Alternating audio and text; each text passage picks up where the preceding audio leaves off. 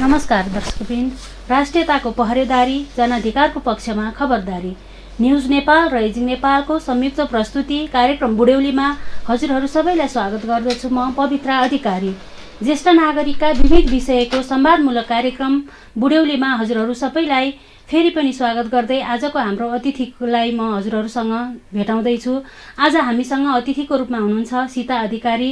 उहाँले ज्येष्ठ नागरिकको लागि एजिङ नेपालले सञ्चालन गरेको आधारभूत शिक्षा कार्यक्रममा प्रमुख शिक्षकको भूमिका निभाउनु भएको थियो। ज्येष्ठ नागरिकलाई पढाउँदा अथवा ज्येष्ठ नागरिकहरूलाई चाहिँ सिकाउने क्रममा के कस्ता चुनौती अथवा रमाइलोहरू चाहिँ उहाँले महसुस गर्नुभयो भन्ने कुराहरू आजको हामी छलफलमा प्रस्तुत गर्ने नै छौँ। पहिला हामी यस कार्यक्रममा म्यामलाई स्वागत गरौँ। म्याम, स्वागत छ हजुरलाई बुढ्यौली कार्यक्रममा। हस्, धन्यवाद, नमस्कार। हजुर धेरै अगाडिदेखि बुढ्यौलीसँग सम्बन्धित हुनुभयो। बुढ्यौली अथवा बुढाबुढीहरूलाई चाहिँ पढाउने लेखाउने काममा पनि लाग्नुभयो। सन् 2016देखि नै हजुर ज्येष्ठ नागरिक आमा बुवाहरूसँग चाहिँ नजिक भएर काम गर्दै आउनुभएको छ। कसरी जोडिनु भयो ज्येष्ठ नागरिकको लागि आधारभूत शिक्षा कार्यक्रममा चाहिँ एज अ मेन शिक्षकको रूपमा चाहिँ? हजुर, मलाई मेरो सर्वप्रथम त मलाई यहाँसम्म आउनको लागि जन्म दिनुहुने मेरो बुवा आमालाई हार्दिक नमन, मेरो सासू ससुरालाई होइन। मेरो आमा बुवाहरूबाटै म प्रेरित भएँ। मेरो आमाले अक्षर चिन्नुभएको थिएन, तर उहाँले चाहिँ कुनै बुक, एउटा धार्मिक बुक अमृत वचन भन्ने, उहाँले चाहिँ सुरुदेखि अन्त्यसम्म विभिन्न श्लोकहरू कण्ठ गरेर वाचन गर्नुहुन्थ्यो।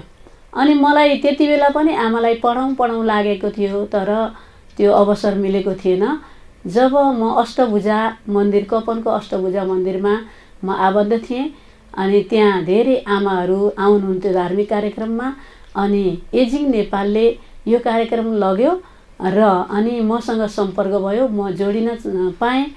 मलाई एकदमै खुसी, जीवनको एउटा नयाँ अनुभव।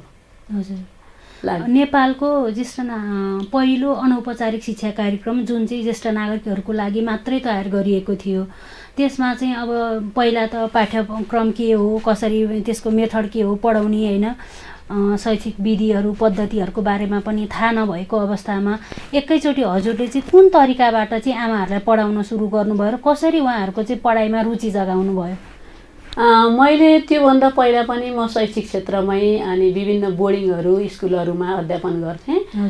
अनि पढाउनलाई मलाई सजिलै थियो।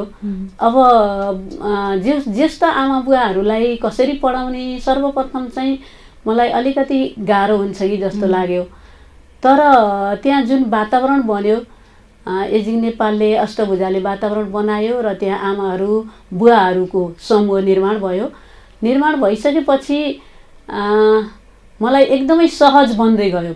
पहिलोका 2-4 दिनलाई चाहिँ अलिक गाह्रो भयो, अनि पछि उहाँहरूलाई कसरी बुझ्नुहुन्छ र कसरी अक्षर चिन्नुहुन्छ भन्नेतिर म लागेँ।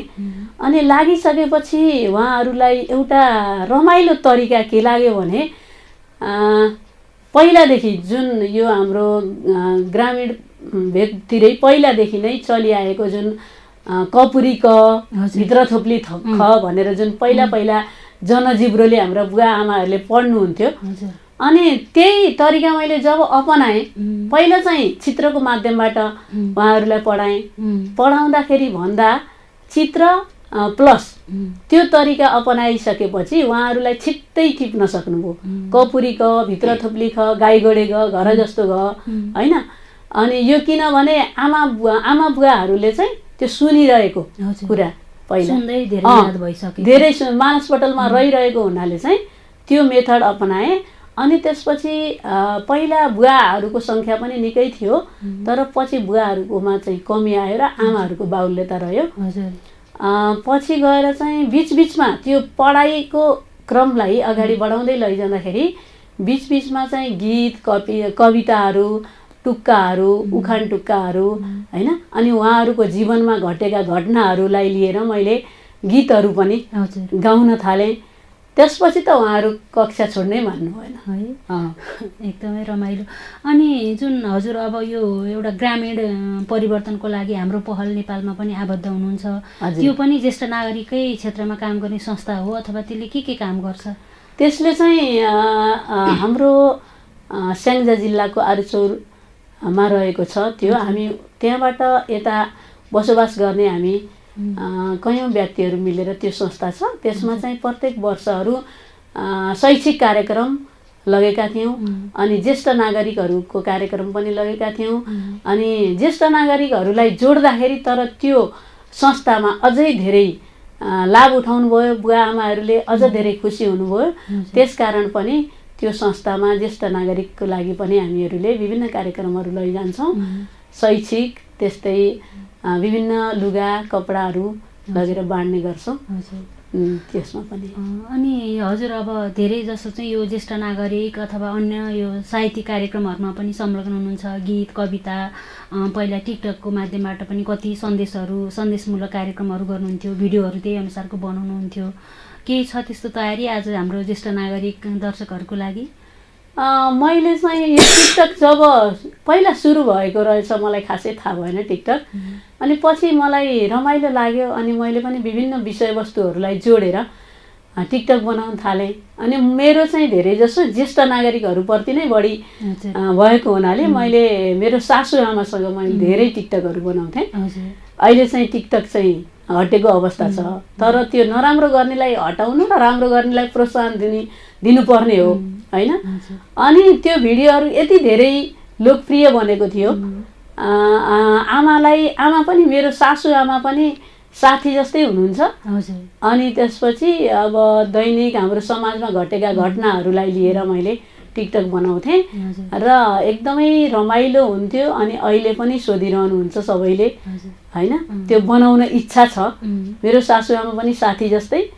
अनि उहाँले चाहिँ जुन ड्रेसमा पनि लगाउन तयार ड्रेस होइन, मैले त्यस्तो वातावरण बनाएँ घरमा। जब म ज्येष्ठ आमाहरूसँग घुलमिल भएँ अनि मेरो आमा बुवाहरूको चाहिँ शिक्षा पाएँ, त्यसपछि चाहिँ मैले सासू आमालाई पनि मसँगै म जहाँ जाँदा पनि मैले धेरै जसो आमालाई छुटाउँदिनँ। एकदमै रमाइलो अनुभव छ यो पनि। केही तयारी छ कुनै गीत अथवा कविता हाम्रो दर्शकहरूको लागि छ भने सुनाइदिन सक्नुहुन्छ? म चाहिँ त्यहाँ एकदमै त्यो क्लास हुँदाखेरि आमाहरू चाहिँ यति रुचि गरेर पढ्ने मलाई एकदमै रमाइलो लाग्थ्यो। अनि त्यो पढ्दाखेरि चाहिँ घरको सारा काम पनि सक्नुपर्ने उहाँहरूको बाध्यता। अनि बालबच्चालाई नाति नातिनालाई स्कुल पुर्याउने अनि खाजा पुर्याइदिनु पर्ने होइन, फेरि लिन गएर आउनुपर्ने अनि सारा कामहरू आमाहरूकै जिम्मामा हुँदो रहेछ कि यो पढाउँदाखेरि अनुभव भयो। अनि उहाँहरूलाई स्वतन्त्रता धेरै दिएको छैन। हामी जति बोल्छौँ नि बोले पनि आमा बुवाहरूलाई चाहिँ बुवाहरूले बरु अलि धेरै पाउनुहुन्छ सुविधा, आमाहरूलाई चाहिँ धेरै स्वतन्त्रता दिइँदैन। बुढेसकालमा जिम्मेवारी छैन भन्दै पनि धेरै जिम्मेवारी छन् जसलाई चाहिँ हामीले इग्नोर गरिरहेका छौँ होइन। त्यति वास्ता गरेका छैनौँ, त्यो योगदानको कदर गरिएको छैन। खुसी राखेर उहाँहरूलाई चाहिँ त्यो दिए राम्रो हुन्थ्यो होइन। तर दुःख र पीडामा चाहिँ बसिरहनु भएको छ र गरिरहनु पनि भएको छ। अनि यसै अवस्थामा अब घरको सारा काम सकेर चाहिँ उहाँ पढ्न आउनुहुन्थ्यो। एकछिन भए पनि उहाँहरूलाई चाहिँ एकदमै रमाइलो हुन्थ्यो। अनि त्यति बेला म एउटा गीत गाइरहेको थिएँ, गाउँदै गाउँछु। आउँछिन् आमा घरको काम सकेर पढ्छिन् फेरि कम्मरै कसेर सररा पानी घट्टामा अब भने नाम लेख्छिन् आमाले भत्ता खाँदा ल्याप्चे सट्टामा।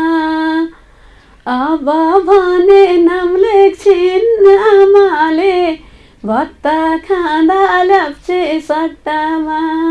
हजुर उहाँ आमाहरूको धेरै प्रगति भएको थियो त्यति बेला पढ्दाखेरि।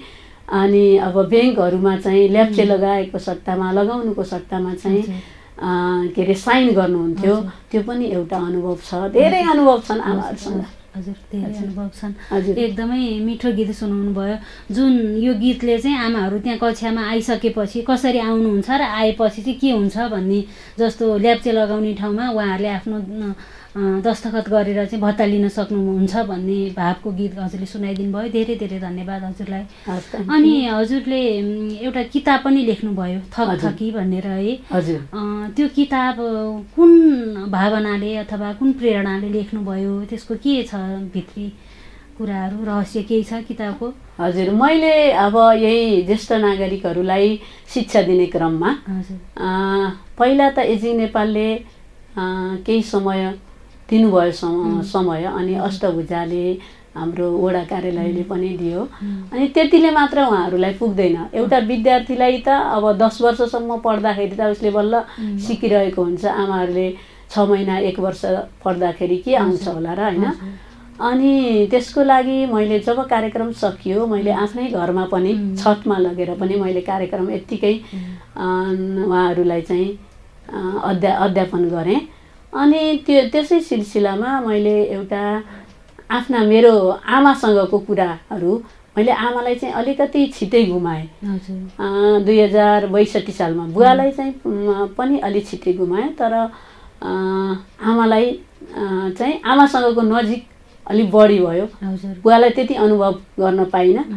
अनि आमालाई चाहिँ मैले के गरेँ भने त्यो जुन पुस्तक पढ्दाखेरि आमाले मैले नपढ्दिने होइन, अरू मार्फत पढेर आमाले कण्ठ गर्नुभयो जुन चाहिँ अमृत वचन। अनि मैले चाहिँ त्यो वास्तै गरिनँ के। अनि त्यो वास्तै नगर्दाको कारण अनि जब मैले पढाइसकेँ आमाहरूलाई चाहिँ अब के गर्छु त भनेदेखि आमाहरूलाई त्यो पुस्तकहरू कस्तो हुन्छ भने अलिकति सानो अक्षरमा लेखिएको पुस्तकहरू आमाहरूले पढ्न गाह्रो हुन्छ। अनि अब एउटा लक्ष्य लिएँ र मेरा मनका भावहरू, गीत कविताहरू, आमासँगका कुराहरूलाई लिएर मैले त्यो किताब रचना गरेँ। त्यो किताबको नाम पनि थकथकी पश्चाताप। अनि त्यो चाहिँ आमाहरूलाई निःशुल्क बाँड्ने मेरो योजना गरेर मैले आफ्नै घरमा कार्यक्रम गरेर त्यहाँ मेरा भावहरू, आमासँगका भावहरू होइन, ज्येष्ठ नागरिकसँगका कुराहरू, सम्झनाहरू अनि लेखेर चाहिँ मैले प्रत्येक आमाहरूलाई कार्यक्रम गरेर अनि त्यो मेरो ज्येष्ठ नागरिक शिक्षाको अन्त्य गरेँ। अनि पछि पनि केही समय पढाएँ। अब अहिले चाहिँ हजुर कपन बहुमुखी क्याम्पसमा पढाउँदै हुनुहुन्छ।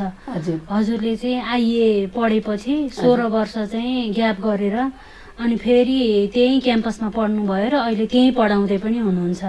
यो अन्तर अब 16 वर्षको अन्तर, त्यसपछि फेरि निरन्तर शिक्षाको लागि आफूलाई परेको अवस्था, अनि फेरि त्यही ठाउँमा गएर पढाउन जान सक्नु भएको छ होइन, यसमा हजुरलाई कसको साथ रह्यो, कसरी सम्भव भयो यो कुराहरू? मैले अब सुरुमा आइएड महेन्द्र रत्न ताहाचलबाट गरेँ। गरिसकेपछि अब वैवाहिक जीवन सुरु भयो।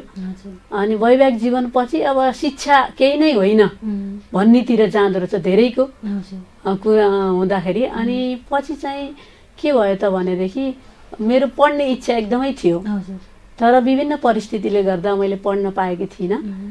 अनि 16 वर्ष ग्याप भयो। म बस्ने नजिकै कपनमै कपन बहुमुखी क्याम्पस खुल्यो र मलाई एकजना साथीले लिएर जानुभयो। त्यहाँ गइसकेपछि अब कसरी पढ्ने होला, त्यो अब पार त गर्नु पर्यो, लक्ष्य र उद्देश्य त हासिल गर्नु छ मैले होइन। बिएडमा भर्ना त गर्ने इच्छा छ, तर के गर्ने, 1-2 दिन मैले भर्ना गरिनँ। गएर हेरेर मात्रै आएँ, साथी र म गयौँ। अनि घरमा चाहिँ आमालाई पनि, मेरो सासुआमालाई सल्लाह गरेँ, बुवालाई सल्लाह गरेँ। अनि त्यसपछि मलाई एकदमै राम्रो वातावरण तयार भयो जुन सासुआमाबाट। अनि उहाँले पढ्नलाई प्रोत्साहन दिनुभयो। अनि मैले आमालाई लोड पनि दिँदिनँ थिएँ, दुईतर्फबाटै हुन्छ यो माया ममता भन्ने कुरा होइन। साथीको व्यवहार जसरी सासु बुहारीको एउटा साथी भइन्छ, त्यो दुईतर्फी हुन्छ। अनि मेरो व्यवहारले र आमाको व्यवहारले गर्दाखेरि मैले यो शैक्षिक योग्यता हासिल गर्न पुगेँ। म 8 बजे कलेजबाट आउँथेँ रातिको, आमाले खाना पकाइसक्नुहुन्थ्यो। अनि भोलिपल्ट फेरि मैले सबै कामहरू गर्थेँ। यसरी चाहिँ मलाई आमाकै सपोर्टले, सासुआमाको सपोर्टले मैले पढेर अहिले त्यहीँ फेरि अध्यापन गर्दैछु। रमाइलो छ, सबैले माया गर्नुहुन्छ विद्यार्थीहरू पनि। सासू आमालाई पनि खुसी लाग्छ होला नि है? हजुर। बुहारीले बिचमा ग्याप गरेर भए पनि पछि पढ्दाखेरि निरन्तर दिन सकेर त्यसलाई चाहिँ अहिले अब आफै फेरि त्यहीँ पढाउन थाल्नुभयो। फेरि ज्येष्ठ नागरिकहरूसँग सम्बन्धित अन्य सामाजिक कामहरूमा नि हजुर धेरै नै सहभागी हुनुहुन्छ। यो देख्दा त उहाँलाई पनि खुसी लाग्छ नि होइन? यस्तै कुराहरूले हो कि समाजमा परिवर्तन ल्याउने। अब सासू बुहारी भन्ने बित्तिकै सबैको नराम्रो सम्बन्ध हुन्छ भन्ने हुँदैन नि त। धेरैजना सासू र ससुराले सपोर्ट गरेर बुहारीहरू चाहिँ धेरै माथि माथि पुगेको, काम गरेको, उनीहरूको जीवन सहज भएको कुराहरू पनि छ नि।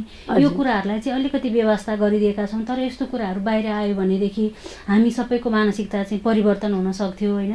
ज्येष्ठ नागरिकहरूलाई हेर्ने, सासू ससुरालाई बुहारीले हेर्ने, बुहारीलाई सासू ससुराले हेर्ने दृष्टिकोण परिवर्तन हुन्थ्यो, जुन चाहिँ हजुरको जीवनबाट पनि हामी देख्न सक्छौँ। अनि अरू अब यसै गर्दै गर्दाखेरि जुन हजुरले ज्येष्ठ नागरिक आमाहरूलाई पढाउनु भयो, जो 60 वर्षभन्दा माथि भइसक्नु भएको थियो, उहाँहरूलाई पढाउँदाखेरि अब सबै कुरा सहज भन्ने हुँदैन। उहाँहरूलाई पढाइमा बानी, यो त नेपालकै पहिलो अनौपचारिक शिक्षा कार्यक्रम थियो। कक्षामा आउने वातावरणदेखि एउटा कपी समाउने, कलम समाउने, त्यो समाउनलाई पनि समय लाग्छ कि उहाँहरूको लागि। त्यस्तो कुराहरू चाहिँ हजुरले कसरी व्यवस्था गर्दै लग्नुभयो र त्यो व्यवस्थापनलाई सहजीकरण गर्न के उपायहरू अपनाउनु भयो? आमाहरूलाई चाहिँ अब मैले बालबच्चाहरूको पनि हेरिरहेको अवस्था थियो मैले। तर मलाई अनुभव के लाग्यो भने जति बच्चालाई लेखाउन पढाउन गाह्रो हुन्छ त्यति आमाहरूलाई पढाउन गाह्रो हुँदैन होइन? त्यो बिर्सने क्षमता त कम होला, तर चाहिँ उहाँहरूलाई पढाउन, एउटा भनेको कुरा मान्ने होइन, अनि सिक्ने कुरामा चाहिँ आमालाई सहज रूपमा मैले लान सकेँ। तर त्यो लेखिएका स्वरवर्ण, व्यञ्जन वर्णहरूलाई सिकाउने क्रममा अब कहिले चाहिँ त्यही बालबच्चाको जस्तै धर्को तान्दै होइन, हात समाउँदै गरियो। तर यति छिटो सिक्नुभयो नि, एकदमै रमाइलो अनुभव छ। तर छिट्टै सिक्नुभयो। अनि उहाँहरूलाई पढाउने क्रममा त्यो विषयवस्तु चाहिँ मुख्य मैले के पत्ता लगाएँ भने धेरैजसो धार्मिक कुराहरूप्रति रुचि उहाँहरूको। अब जस्तै धार्मिक कुराहरू जस्तै राम, गीता, हरि, राधा होइन, शब्दहरू, धार्मिक शब्दहरू होइन, किताबको नामहरू होइन, जस्तै विभिन्न होइन त्यस्तै किताबहरू पनि होइन, त्यस्ता शब्दहरू। अनि त्यसपछि आफूले लगाउने लुगाहरूको त्यहीँ प्रत्यक्ष देखिने लुगाहरू, गहना होइन, त्यस्तो कुराहरू पनि उहाँहरूलाई सिकाउन सकियो सहज। यो कतिवटा मैले जुन सिद्धान्तहरू पढ्दाखेरि चाहिँ यो ज्येष्ठ नागरिकले सिक्ने र बच्चाहरूले सिक्ने क्रममा चाहिँ एउटा के देखेँ भनेदेखि, पढेको कुरा है, सैद्धान्तिक हजुरले प्र्याक्टिकल गर्नुभएको छ। ज्येष्ठ नागरिकहरूलाई पढाउने क्रममा चाहिँ उहाँहरूलाई पढाउनभन्दा लेखाउन चाहिँ सजिलो हुने जस्तो हात उहाँहरूको चाँडै बसेको हुन्छ भन्ने देखियो। जुन चाहिँ बच्चाहरूले चाहिँ चाँडो पढ्ने, लेख्नलाई ढिला लेख्ने, तर ज्येष्ठ नागरिकहरूले चाहिँ पढ्न बरु ढिला पढ्ने, लेख्न चाहिँ त्यो हुबहु जस्तो ठ्याक्कै मिलाएर लेख्न सक्नुहुन्छ भन्ने क्षमता हुन्छ भन्ने एउटा सैद्धान्तिक कुराहरू पढेको थिएँ। हजुरलाई त्यो कस्तो लाग्यो? हो त्यो 100% हो हजुर। उहाँहरूलाई चाहिँ लेख्न सजिलो हुन्छ, केही समय त लाग्ला, अनि पढ्न भन्दा लेख्न सजिलो हुन्छ। अनि उहाँहरूले चाहिँ पढिसकेपछि धेरै कुरामा परिवर्तन पाएँ आमाहरूलाई चाहिँ। अब मेरै सासू आमाले पनि पहिला मैले फर्स्टमा काठमाडौँ आउँदाखेरि आमा हजुरले पढ्नुपर्छ, म पढाउँछु, पढ्नुहोस् भनेर चाहिँ मैले प्रयास गर्दा मैले सकिनँ। जब एजिङ नेपालले यो अवसर दियो त्यसपछि चाहिँ मैले आमालाई एकदमै अब्बल देखेँ। त्यहाँ भनेपछि हजुरको कक्षामा हजुरले आफ्नो सासू आमालाई नै सहभागी गराउनु भएको थियो? सहभागी गराएँ। मेरो सासू आमा, मेरो आफन्तहरू त्यहाँ धेरै हुनुहुन्छ। मेरो ठुली सासू आमा, आमाको दिदी, सासू आमाको दिदी, उहाँको त के भयो भने मोबाइल चलाउन जानिसकेपछि छोराले चाहिँ मोबाइल किनेर ल्याइदिनु होइन। पछि हजुरले त्यो कक्षामा प्राविधिक शिक्षा पनि दिनुभयो, जस्तो मोबाइल चलाउन, अरू त्योभन्दा बाहेक? अब त्यसमा चाहिँ मेसेन्जर मुख्य रूपमा आमाहरूलाई चाहिँ आफ्नो साथी, छोराछोरी होइन, छोरी बुहारी, अब विदेशमा कति अहिले त विदेश पलायन छन्, अब विदेशमा भएका आफ्ना आफन्तहरूसँग कुराकानी गर्नको लागि मेसेन्जरमा कल गर्ने वातावरण भयो होइन। अनि ल्यान्डलाइनबाट मैले प्र्याक्टिकल्लै गराएँ। मैले घरमा मेरो आफ्नो घरमा भएको फोन लगेर अनि त्यसपछि उहाँहरूलाई हातले होइन सिकाउँदै अनि मेरो नम्बर कण्ठ गराएर होइन मेरो नम्बर कण्ठ आमाहरू हजुरहरूले चाहिँ रातिको 12 बजे फोन गरे पनि म उठाउँछु होइन फोन गर्न त सिक्नुहुन्छ नि फोन गर्न त सिक्नुहुन्छ नि अनि 12 बजे पनि उठाउँछु फोन गर्नुहोस् उहाँहरूको नम्बर पनि सेभ गरेर अनि त्यसपछि उहाँहरूलाई मोबाइलमा फोन गर्न लगाएर घरमा कहिले त्यति बेला त मोबाइल पनि थिएन आमाहरूको साथमा घरको ल्यान्डलाइनबाट फोन आउँथ्यो यतिसम्म भयो कि के अरे नै सासु आमाले मोबाइल फोनको पैसा बढी गयो यो सिकाएर ज्येष्ठ नागरिक कक्षामा सिकेर यो पनि अलिकति जस कुरा आयो त्यहाँ अनि पछि आमाहरूलाई चाहिँ यसरी लामो कुरा गर्दाखेरि भनेपछि उहाँहरूले त्यहाँ फोन गर्न जान्नुभयो फोनबाट धेरै फोनमा व्यस्त हुन थाल्नुभयो होइन मेरो भन्दा पनि आमाहरूले फोन गरेर छोरीहरूसँग छोराहरूसँग कुरा गर्दाखेरि लामो समय आमाहरूलाई समय गएको थाहा हुँदैन कति पैसा चढ्छ भन्ने पनि थाहा भएन अनि पछि त्यो शिक्षा दिइसकेपछि धेरै लामो गफ नगर्ने भन्नै पर्ने कुरा भन्ने र फोन सिक्ने त्यो वातावरण चाहिँ भयो आमाहरूको कतिले कम्प्लेन गर्न पनि आयो मलाई त्यो पढाउने नै क्रममा पनि जस्तो मेरो बुवा आमालाई चाहिँ किन पढाउनु पर्यो यो बुढेसकालमा किन पढ्नु पर्यो भन्ने कोही परिवारको सदस्यहरूले त्यस्तो कुरा पनि लिएर आएको थियो किन नल्याउनु त्यो त मर्ने बेलामा हरियो काँक्रो भन्छन् नि होइन अनि त्यस्ता कुराहरू पनि आए उहाँहरूलाई चाहिँ मैले राम्रो किसिमले सल्लाह दिएर पछि फेरि आउने वातावरण पनि भयो कोही कोही त त्यही पारिवारिक कारणले पनि आउन सक्नु भएन होइन धेरै आमाहरू हुनुहुन्थ्यो अब घट्ने क्रम पनि भयो त्यो आमाहरूको सङ्ख्या कक्षामा घट्ने क्रममा चाहिँ मैले लिएर पनि आएको थिएँ यहाँ अलि मेन कुरा चाहिँ घरयासी नै धेरै कामहरू बालबच्चाको रेखदेख अनि घर कुर्नुपर्ने काठमाडौँको ठाउँमा चोरीको डर होइन अनि आमालाई अलिकति बन्देज गराउने के हाम्रो समाजमा बुढाबुढीहरू बाहिर कहीँ जानु हुँदैन सिक्नु हुँदैन देख्नु हुँदैन उनीहरू बाठा हुनु हुँदैन भन्ने एउटा परिवारको पनि धारणा जस्तो धेरै त्यस्तो पाएँ त्यस कारणले पनि अलिकति आमाहरूको सङ्ख्या घट्यो तर जतिले सिक्नुभयो एकदमै राम्रोसँग सिक्नुभयो अर्को कुनै कविता छ ज्येष्ठ नागरिक आमाहरूको लागि हजुरले लेख्नुभएको कविता त छ के अरे मैले चाहिँ एउटा गीत भन्छु अहिले पहिला ठिक छ होइन अनि यो आमाहरूले भोगेकै कुरा मेरो आमा 7 वर्षमा विवाह भएको थियो अनि त्यहाँ मैले पढाउने आमाहरूको त्यस्तै 7, 8, 10 होइन त्यस रेसियोमै बिहे भएको आमाहरू हुनुहुन्थ्यो मैले आफैले रचना गरेर तीज गीत बनाएको थिएँ त्यस्तो उहाँहरूको जीवनमा मेल खाने गीतहरूले त झन् कक्षा एकदमै रमाइलो भयो र सिक्ने वातावरण धेरै राम्रो भयो अनि मैले यो चाहिँ तीज गीत रहेको थियो यो तीज गीत मैले एउटा पोखराको कार्यक्रममा पनि मैले 4थो स्थान प्राप्त गर्न सफल भएको थिएँ गत तीजमा म यो भन्न प्रतियोगिता नै थियो हजुर प्रतियोगिता थियो म भन्न जान्छु है त 7 वर्ष पुगेर गर्थे पिँढी आँगन 7 वर्ष पुगेर खेल्थे पिँढी आँगन पल्लो गाउँका आए अरे मलाई मागन पल्लो गाउँका आए अरे मलाई मागन रजसोला हुनु पूर्व दियो भने छोरीलाई रजसोला हुनु पूर्व दियो भने छोरीलाई ठुलो धर्म मिल्थ्यो अरे बाबा आमालाई ठुलो धर्म मिल्थ्यो अरे बाबा आमालाई 7 वर्षे बालिकालाई 25 वर्षे पुरुष बाबा आमा बिदा गर्न हुने हुरुक्क छोरी बिदा गर्नलाई हुने हुरुक्क ढिकी जातो हँसिया थिए हाम्रा खेलाउना ढिकी जातो हँसिया थिए हाम्रा खेलाउना बा आमाले सुनेनन् हाम्रो बिलाउना बा आमाले सुनेनन् हाम्रो बिलाउना बालबच्चाको जन्म हुने त्यो कलिलो उमेरमा बालबच्चाको जन्म हुने त्यो कलिलो उमेरमा अनाहकमै नारीको जान्थ्यो जीवन अनाहकमै नारीको जान्थ्यो जीवन अहिलेका छोरीहरू दबाबमा नपरे अहिलेका छोरीहरू दबाबमा नपरे आफू सक्षम नबनी बिहे नगरे आफू सक्षम नबनी बिहे नगरे, यो बनाएको थिएँ। धन्यवाद म्याम, एकदमै राम्रो, एकदमै मार्मिक गीत। यहाँ यो गीत चाहिँ हाम्रो कक्षाको आमाहरूको जीवनलाई प्रतिनिधित्व गर्थ्यो यो गीत। हजुर, त्यो भएर पनि उहाँहरूलाई धेरै मन पर्थ्यो होला, किनभने त्यही बेलामा उहाँहरूले कति दुःख गरेर चाँडै विवाह हुन्थ्यो होइन, अनि त्यही सँगसँगै पारिवारिक जिम्मेवारीहरू थपिँदै जान्थ्यो, जसले गर्दाखेरि पढ्न पाउनु भएन, लेख्न पाउनु भएन, घरबाट बाहिर निस्किन पाउनु भएन।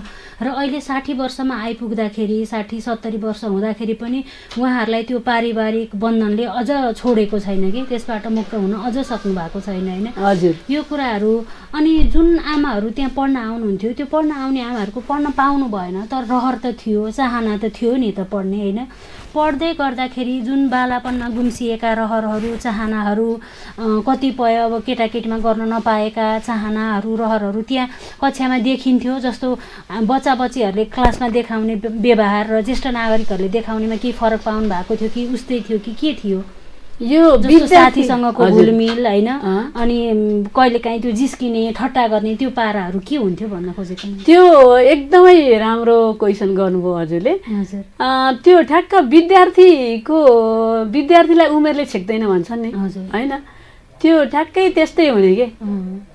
कहिलेकाहीँ रमाइलो गर्ने होइन, कहिलेकाहीँ लेख्ने क्रममा पनि, अनि त्यसपछि के आफ्ना प्रतिभा देखाउने कुराहरूदेखि लिएर होइन, सबै अब यति घुलमिल भइयो, सबै परिवारको एउटा आमा छोरीको जस्तो व्यवहार हुन्छ नि हाम्रो, त्यस्तो भयो। अनि मैले चाहिँ एक दिन फर्स्टमै हो मेरो सासुआमा र म परिचयको कार्यक्रम, आमाहरूलाई चाहिँ मैले परिचयात्मक कार्यक्रम गर्थेँ धेरै जसो।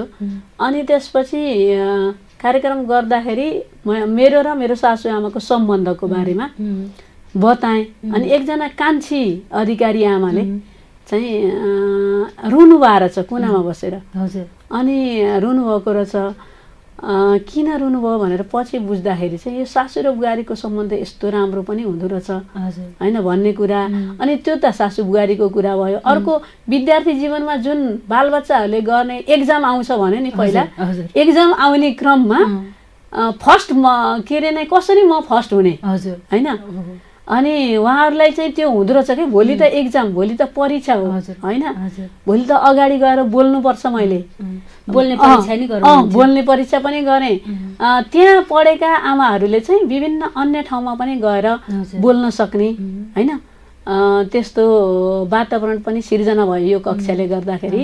अनि बालापनको कुराहरूदेखि लिएर अब धेरै कुराहरू त्यहाँ एउटा रमाइलो सिक्दै उहाँहरूका गुम्सिएका चाहनाहरू फुकाउने एउटा वातावरण बन्यो।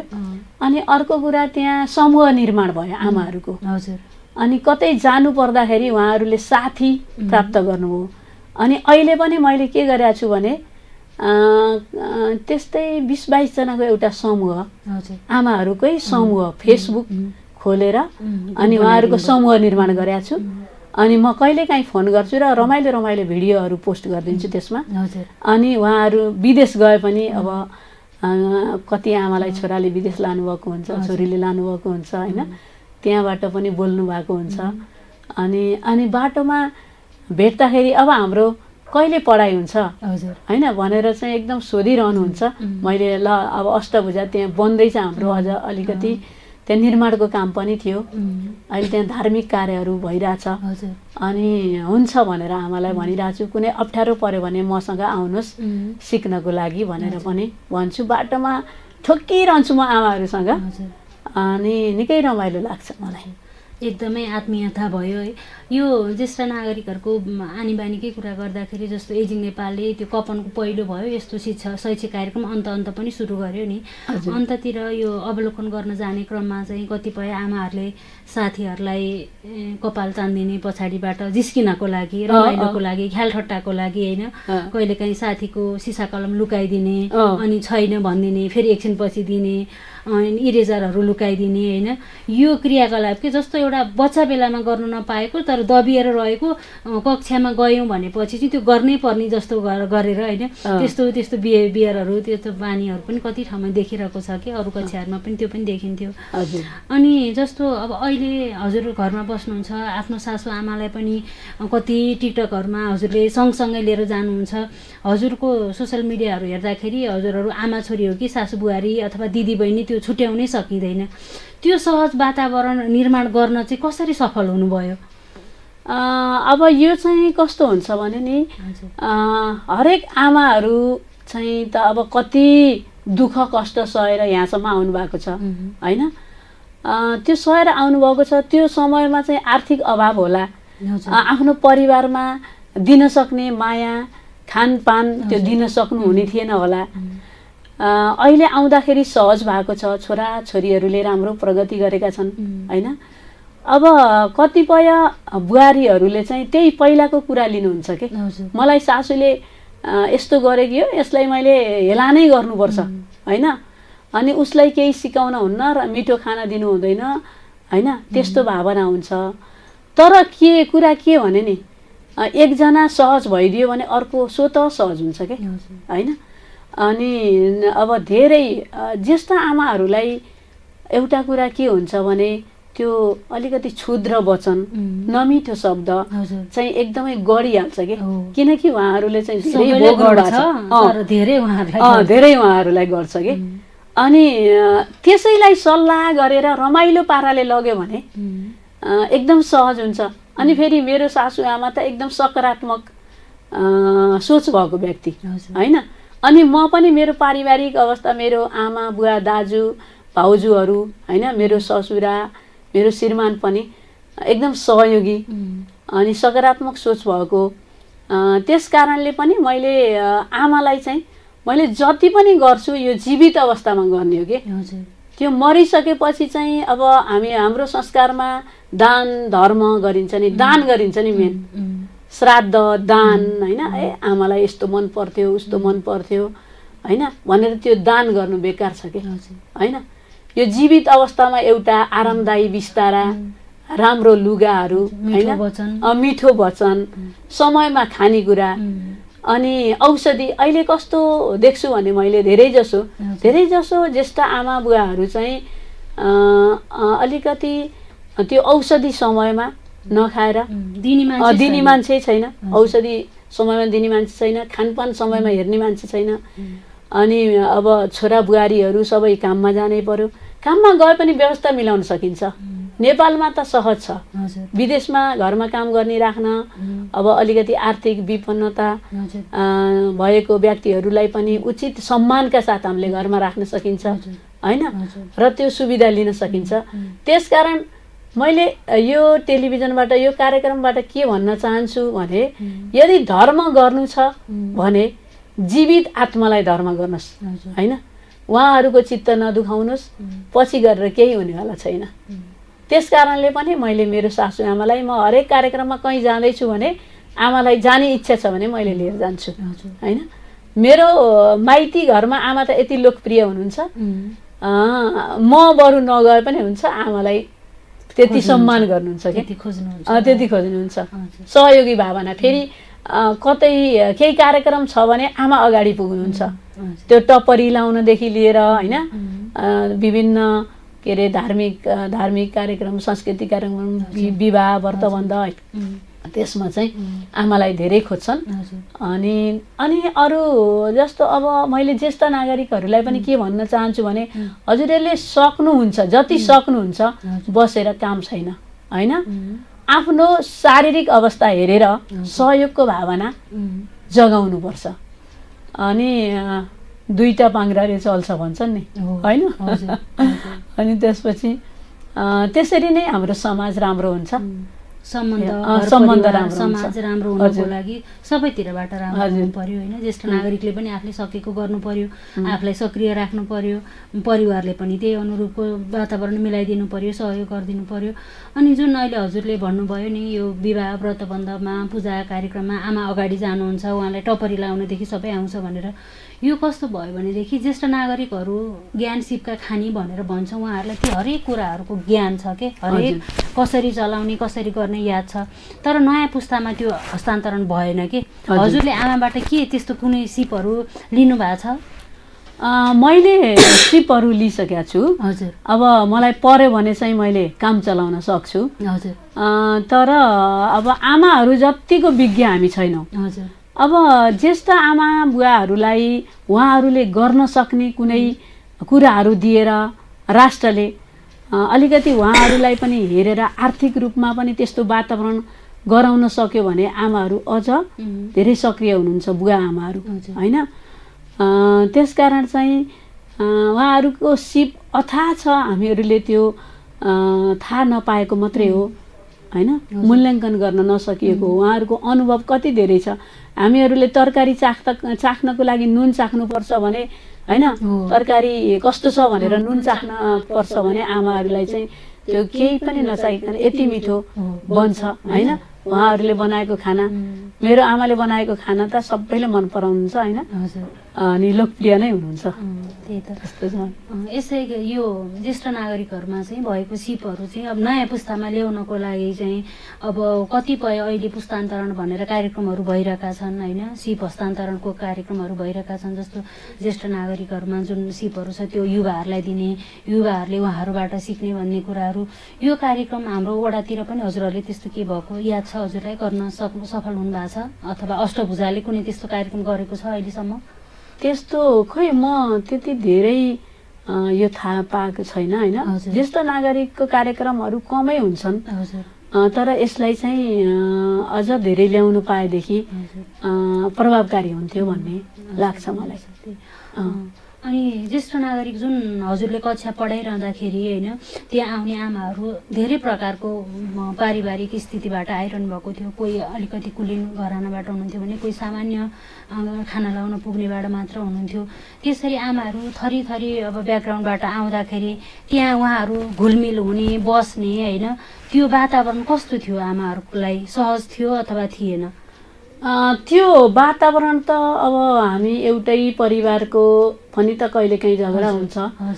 त्यो एक दिन झगडाको माहौल बन्यो त्यहाँ होइन, किनकि विभिन्न परिवार झगडा पनि भयो होइन।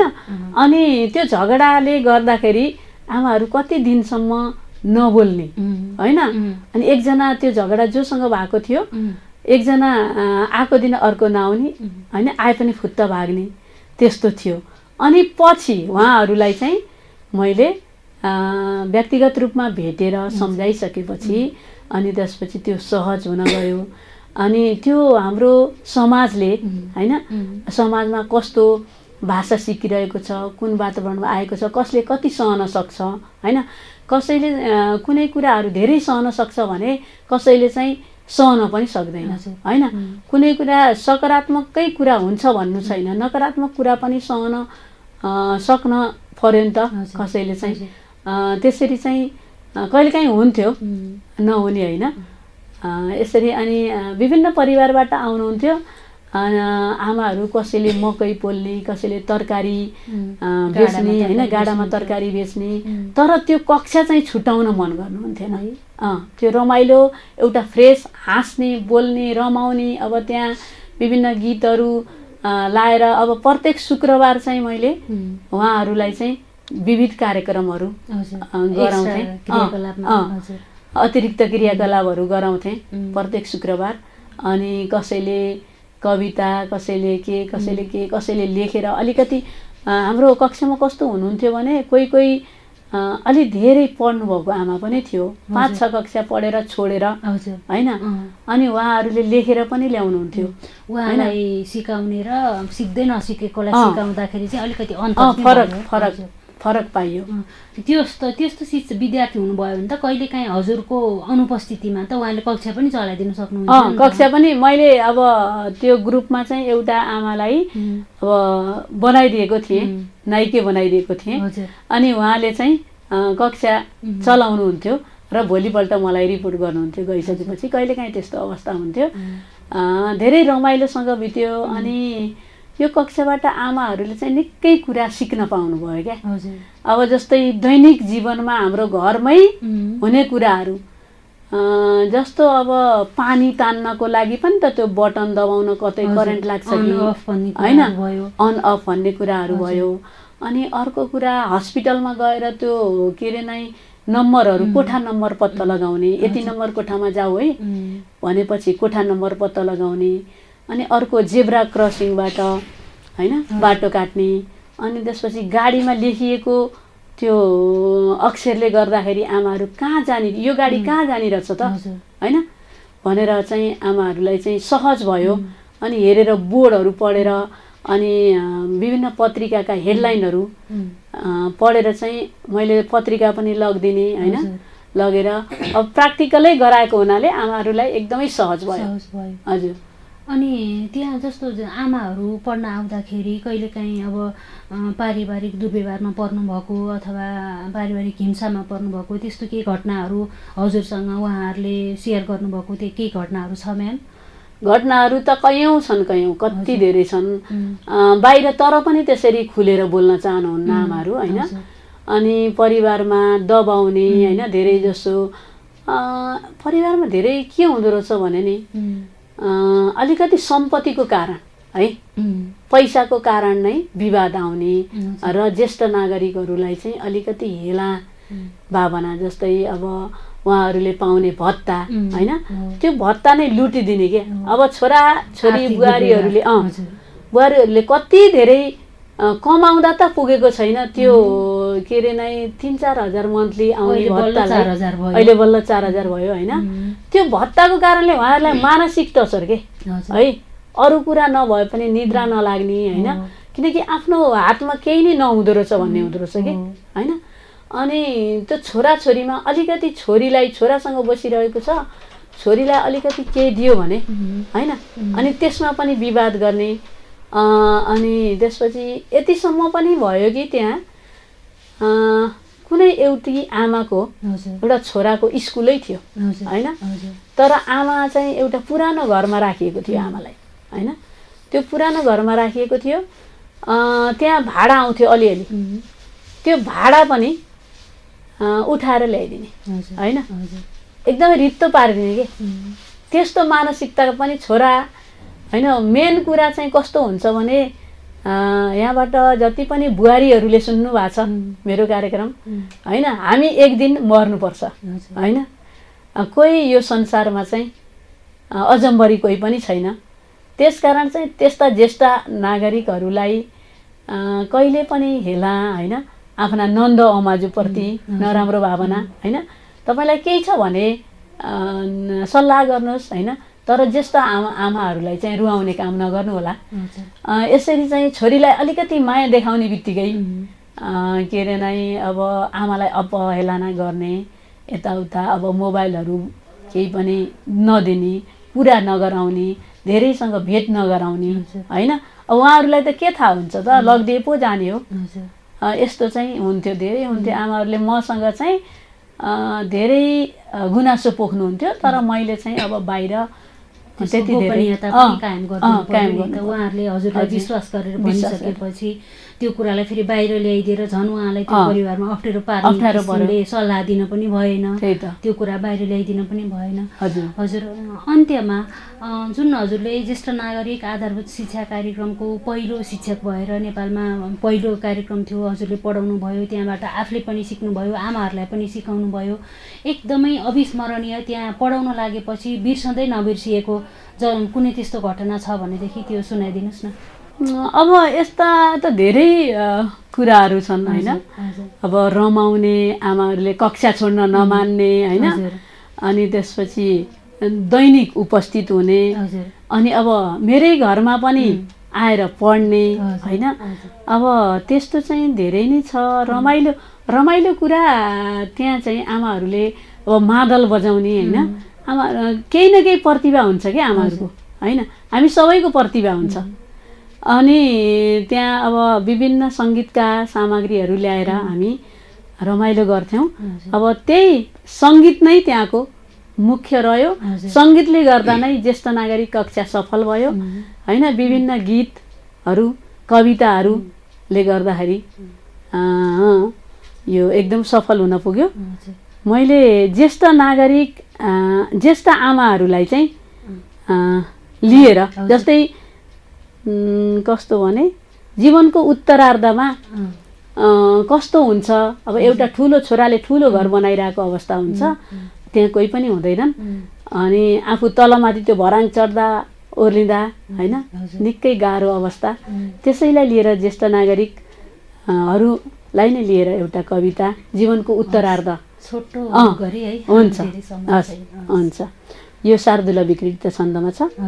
घामैको झिलको पर्यो जब यता माथै छ तातो कति, गल्छ जिउ कसरी सकौँ म जहिले पोल्दैछ छाती अति, बङ्गाला घर हो सुखै छ जहिले भन्ने छ तिम्रो, तर लाखौँ पल्ट यहाँ हिँडेर पनि खै कामै कहाँ चल्छ र, पानी तान्न तलै पुगेर पनि मै फिर्दैछु बल्ल यता, घन्टी बज्छ उता म जानु छ तल नै को आएको रहेछ त, भान्सा घर छ यतै चिया दिनु पर्यो बैठक छ त्यतै तलै, सम्मान गर्नु पर्यो म जान्छु तल नै लाग्दछ मैलाई करै, बालबच्चा कति हो नमान्ने कहिल्यै दुःखै परे तापनि, घरको काम सजिलै सकेर म सधैँ आएँ यहाँ मै पनि, आफैले नगरी अगाडि नसरी